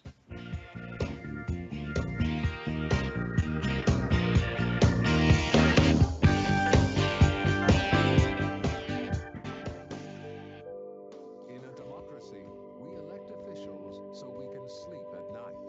So why are you up? 416-360-0740 or toll free at 1-866-740-4740. Vision TV enters the inner worlds of 6 awesome age defiers. As you get older, people think that they need to take it easy. Wow, that's kind of dangerous. Instead, they are rewriting the rules, blazing a trail into youthful subcultures, skateboarding, hip-hop, body art. Tattoos have changed my identity. At the tender age of 86 and under. For them, life doesn't stop at any age. Radical Age. Part 2. Catch it tonight at 9 on Vision TV. The love affair continues. It's the 2019 Canadian International Auto Show, presented by the Toronto Star and Reelz.ca. The biggest, the best, is the passion within us. Auto Exotica, presented by Castrol, the world's finest automobiles. Seen for the first time ever in North America, the Devil 16, a hypercar like no other. Visit the Allstate booth for your chance to win a 1-year lease on the 2019 Volvo XC90. Terms and conditions apply. You're in good hands with Allstate. You pump, we pay. A chance to win free gas for a year from CAA. Win the gas, then try for a new ride. Imagine winning $50,000 towards your next new car in the TADA 50K giveaway. Light up the night every night with SiriusXM and save $6 an admission after 6 p.m. The 2019 Auto Show, presented by the Toronto Star and Reelz.ca. The passion within us. Metro Toronto Convention Center, February 15th to 24th. Okay, booking our flights to Athens. When should we fly? Hey man, I'm flexible. How about Friday? That works. All right. Oh, but so does Thursday. So Thursday then? Let's make it Wednesday. Really? When you join our circle, you can be flexible. Upgrade to the BMO World Elite MasterCard and travel where you want, when you want. Plus, you'll earn 35,000 welcome points and pay no annual fee your first year. That feeling you get when your rewards really are flexible. That's the BMO effect. Apply now. Visit bmo.com/upgrade for details. Terms and conditions apply. You're listening to The Conspiracy Show with Richard Syrett from Zoomer Radio. Hey, welcome back. John Potash is with us. Drugs as Weapons Against Us, the CIA's war against rock. Musicians, activists. We're focusing really here on the musicians. We were talking about Courtney Love and Kurt Cobain before the break, John, and I don't know. I certainly think that Courtney is a manipulative opportunist, but to kill the father of her child and then stage it as a suicide. Yeah, at the behest right. of the CIA. That's what I argue. Yes. Now in my book, I go into a lot more detail that I can't. Didn't have time to go into in my film. That evidence that she had, suffered from dissociative identity disorder, because she said she wrote a letter to her biological father when he lost custody of her when she was about 5 or 6 years old, because her grandparents were the Reeses, who had huge stock in uranium mines and Bausch and Lomb, contact lens company and all that. And they were extremely rich and paid off his lawyer to have him lose custody of her. But then she wrote him a letter from juvenile detention facility saying, please get me out of here. And I've been abused all my life. My counselors were having sex with me, and she was getting counseling from, by different accounts, between age 2 and 4 years old is when she started counseling, which is absurd. But her own mother's memoir talks about sending her to counseling at about 3 years old or 4 years old. Another memoir says she started at 2. Whatever it was, it's incredibly early age, which doesn't even make sense. You don't get counseling you don't give counseling to a 4-year-old. But anyway, and she was getting drugs, medications, and listed the psychohypnotic medications that the doctors were giving to her, the psychiatrists, and those were MK Ultra psychohypnotic drugs. And she said that all my psychiatrists were also having sex with me as a kid, and that is the recipe for developing dissociative disorder or dissociative identity disorder, which used to be called split personality. So there's the argument for that, but all I know is by age 13, when her father did get her out of the juvenile detention facility, he didn't realize that she had turned into a monster. She was using heroin and other drugs regularly, leaving syringes in his home. He couldn't take it anymore. He had to kick her out. He tried to get her to stop using the drugs. He couldn't. But he also said she was prostituting herself regularly, and he has all kinds of evidence of that. But in the memoirs about, in the biographies about her, she admits stripping for the Japanese mafia, and then for the Taiwanese mafia. It's incredible what she was doing between the ages of 14 and 16 years old. She, these biographies document her stripping, and also she admits prostituting, in Asia. So she was already a heroin addict and prostitute, and by 17 years old, she goes and visits her father, Hank Harrison, who I interviewed for 2 hours, and he's in Dublin doing research for a book, and she visits him, and he, incidentally, not realizing it, introduces her to a new friend who had befriended some guy who befriended him out there named Steve O'Leary, who on Steve O'Leary's deathbed ended up admitting when he died in 2005 that he had been working for the CIA all that time. And him and his brother, Kevin O'Leary, proceeded to take Courtney Love to London, and Courtney Love was carrying 1,000 hits of acid, and Courtney Love spreads the acid all over the music scene there to all the top musicians around London. And then she does the same thing at 17, 18 years old, 19 years old, goes to each music scene, Portland, Los Angeles, spreads drugs like candy, according to all of her biographies. Several biographies on her tell of this. And so that's what she did. Then she got married to a guy named James, I think his name, James Moreland, his name was, who says that she bragged to him about sleeping with Army generals in Alaska who told her how wars were good for the United States. And he thought he was marrying some punk feminist, and he realized he was marrying some like right-wing Phyllis Diller. And she would have people come and beat him up if he didn't do everything she said. And he ended up, finally getting away from her and divorcing her, scared for his life. And so then she, of course, inserts herself into Cobain's life, manipulates him, gets him using heroin daily for the first time in his life. And so he inadvertently promotes heroin, and you run into the same pattern of you got these people manipulating some of these musicians, then that ends up promoting the drugs. And then when they start sobering up and getting more into activism, which is what happened with Kurt, because a blood test a month before he died, a blood test from his coma in Rome showed that he had no illicit substances in his system except for the Rohypnol, the roofies, that she had as her own sleep medication.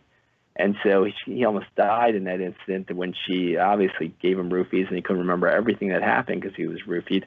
But it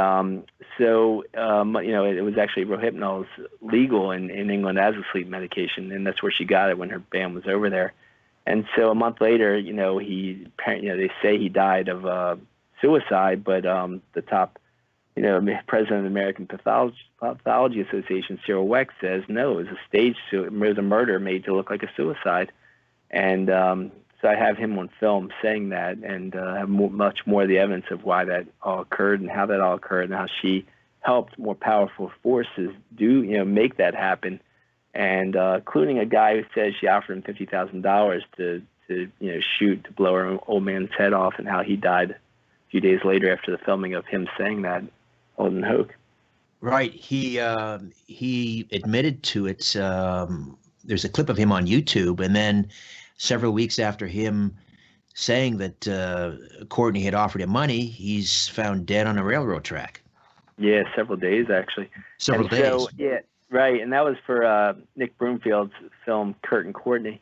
And so, yeah, it's there's a whole lot of evidence around that for sure. And, of course, a lot of evidence around Tupac Shakur's murder and the way U.S. intelligence set that up. But I just want to also include, say that, a lot of this was done. I have a lot of sections in the film that will show how, Students for Democratic Society leaders were dosed with acid and then convinced to keep using it and promote it. And then some of them actually died in various ways. But Black Panthers in particular, undercover agents got Huey Newton, the founder of the National Black Panthers, using cocaine, and then U.S. intelligence appeared to be behind his murder, and Afeni Shakur was manipulated by a U.S. intelligence agent I showed the evidence for to use cocaine, and she was really taken out of her activism for years before she sobered up and got back into it. But, of course, she was Tupac's mother, and then Tupac was born into Black Panther activism from day one. And yes, listen, I got to take a time out here, John. When we come back, let's talk a little bit about Tupac. John Potash, Drugs as Weapons Against Us, right here on The Conspiracy Show. Don't go away. The owners of the system are asleep. Now we can play The Conspiracy Show with Richard Syrett from Zoomer Radio. Life should get easier as you age. That's why Heart to Home Meals created a menu of delicious entrees, soups, and desserts designed especially for seniors, delivered right to your door. Choose from over 200 frozen options with absolutely no contracts. Call 1-866-933-1516 to request your free menu or visit hearttohomemeals.ca. Wish you could feel calm and focused? Now you can get daily support for mood, energy, and concentration. New Calm Balance is a supplement with balancing, calming nutrients, including natural calm magnesium. Just add hot water, let it fizz, and drink day or night. Naturally berry-flavored Calm Balance. Get yours where natural health products are sold, or go to naturalcalm.ca. Natural Calm. Proceeds go to organicsfororphans.org. Hi, I'm Naz. And I'm Wally of the Naz and Wally Sports Hour, sports radio for Zoomers who get excited about the Jays' Vladimir Guerrero Jr. Because they remember how great a player his dad was. Call in to the Naz and Wally Sports Hour Sunday morning at 9 on Zoomer Radio. When the party gets big, time to dial it up with Pizzaville. Pizzaville's 3-topping party pizza is 24 square slices for just $24. That's $1 a slice. Dial pound 3636 from your cell or use the new app. I got a call from some company called Numeris. Probably another survey. Wait, you need to take that call. You love radio and TV, right? Yeah, so? Yeah, so? Wouldn't you like to have a say in how to shape it? Numeris are the ones that gather that information. Really? Yeah, Numeris. Take the call. All right, I will. Have your say.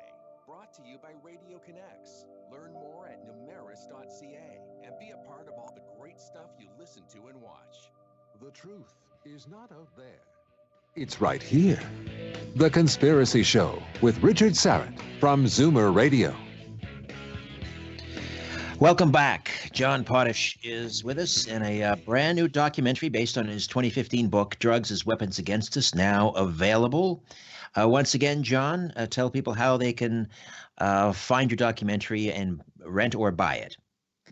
Yeah, so you can go to drugsasweapons.com to find out all the outlets for renting and buying, but some of them you can buy it through Amazon or Barnes & Noble or Best Buy, or rent it through places like Vudu or iTunes or Vimeo and places like that. All right, we were talking about Tupac. Died in, it's been 23 years, right, hard to believe, in Las Vegas, gunned down by all accounts by a rival gang member, Orlando Anderson. How does the CIA figure in this?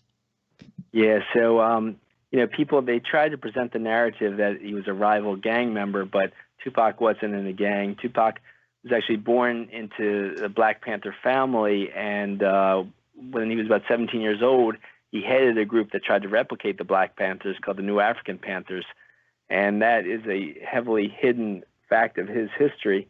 But I talked to his business manager and his national lawyer, Watani Tayihimba and Chokwe Lumumba, and got documentation of that, and have him in the film talking about the New African Panthers on the radio at that time when he was 17 or 18 years old.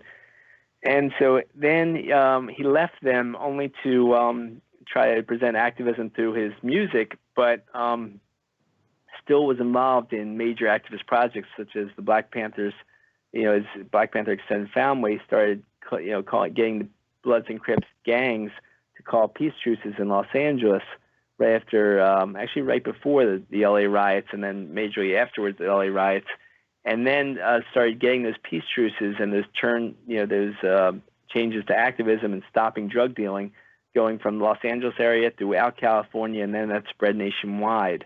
And that made, and Tupac was instrumental in calling gang peace truce picnics and getting that to happen. And that was a major blow to the drug dealers and launderers, the drug traffickers, such as of course, the CIA being the top drug trafficker. And it really took tons of their sales off the streets and affected banks that were laundering drug money in a huge way. And I show how that happened. And so what started as FBI latter-day COINTELPRO, counterintelligence program targeting.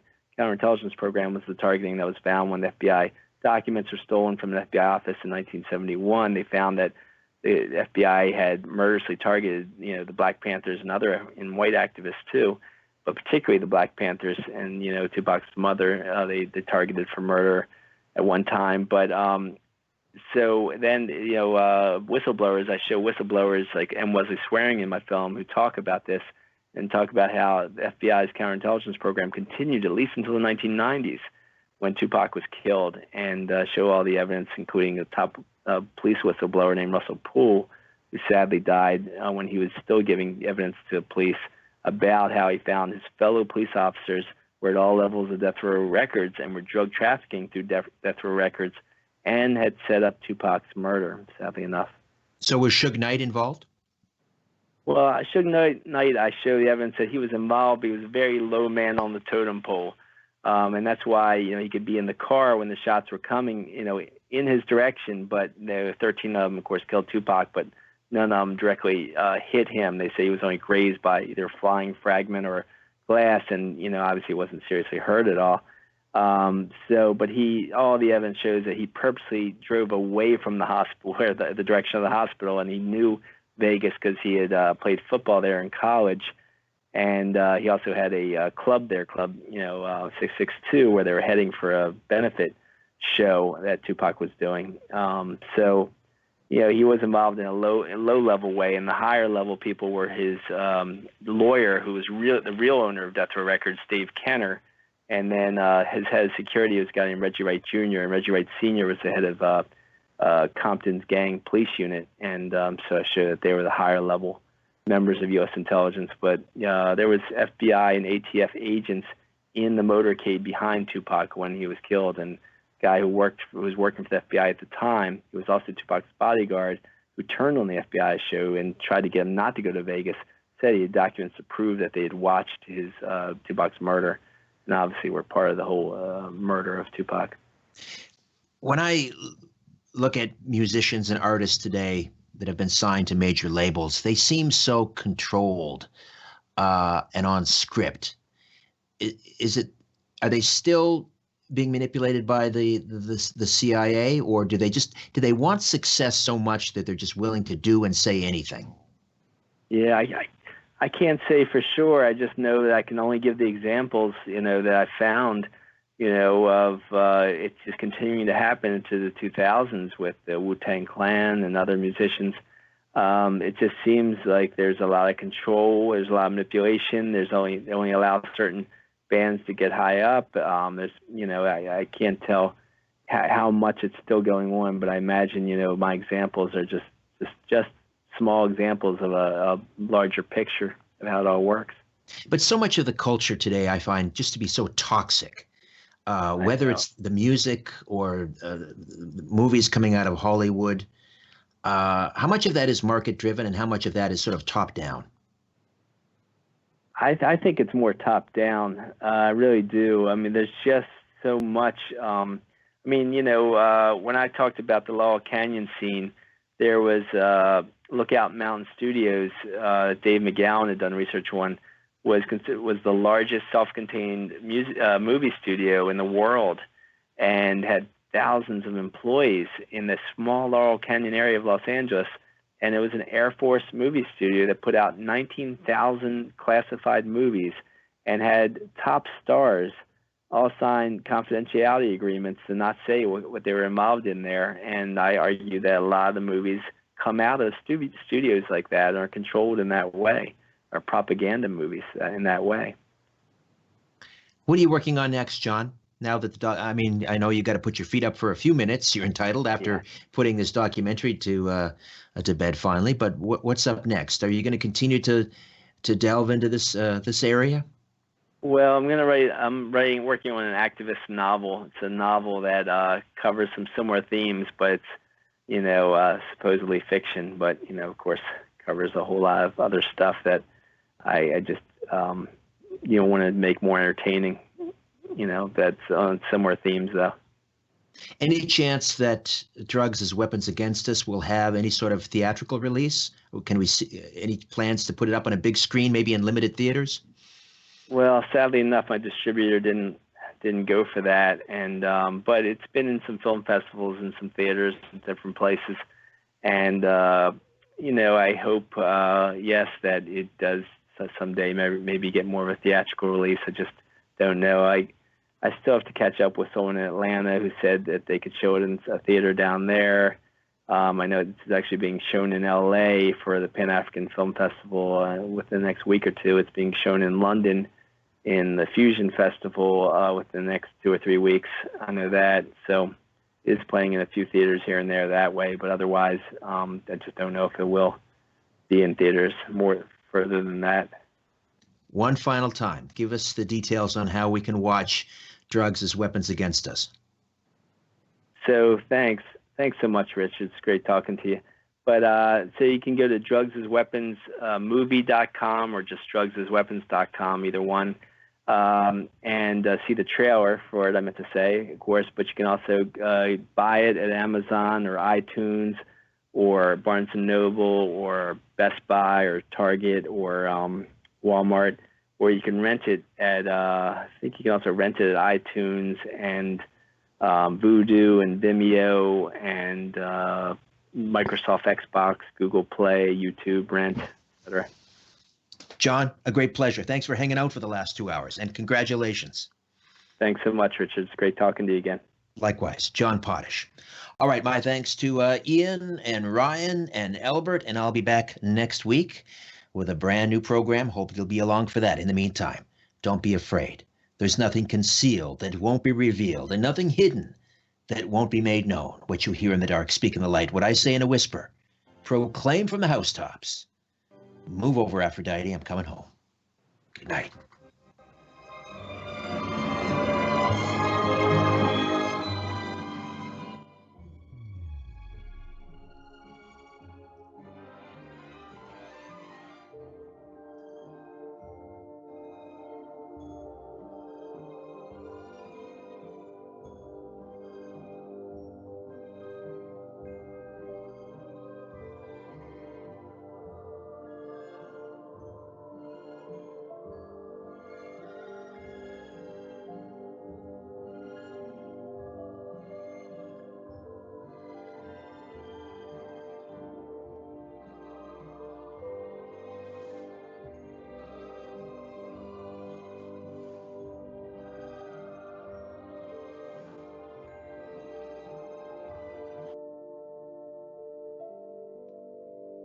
Thanks again, John.